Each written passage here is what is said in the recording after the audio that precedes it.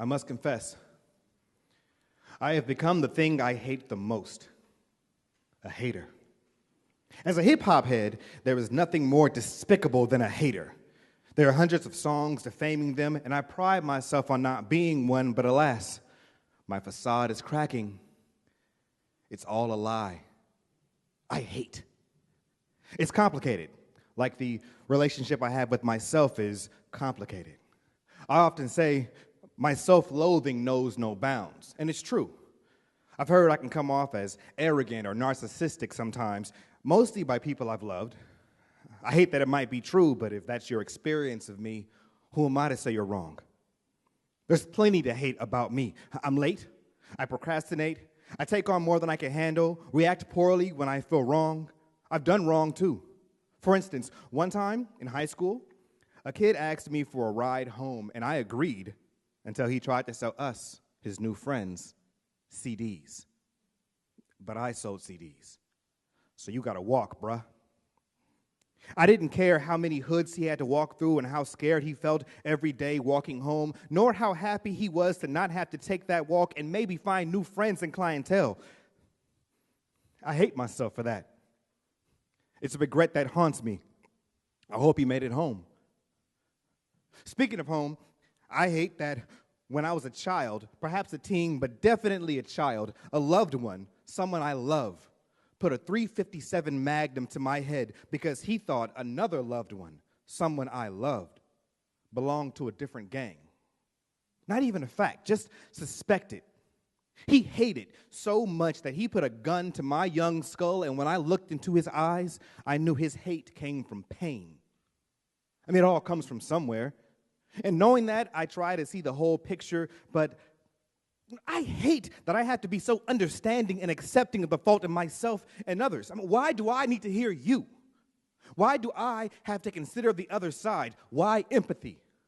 Why can't I just be mean and punch people if I feel insulted or disagree? I mean, it works for white nationalists, so why not me? Why do I have to turn the other cheek? Our freedom, air quotes for the radio, don't look the same. And unfortunately, that makes me hate you.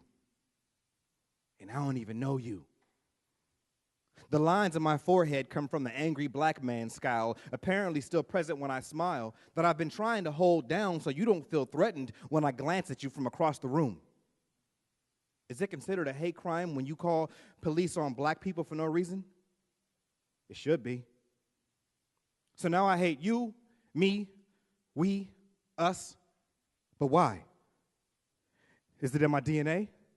Is it from trauma baked into my body from years of growing up in a neighborhood known better for drugs, gangs, and riots than it is for the towers, the arts, and the families that make Watts beautiful? Is it because of broken promises? Is it from the centuries of trauma heaped upon my ancestors, stolen from their homeland, slaves in bondage, Jim Crow, and every horror glossed over in our history books, and the continued persecution where human beings become hashtags that you either forget, never forget, or fail to keep track of because the body count is staggering?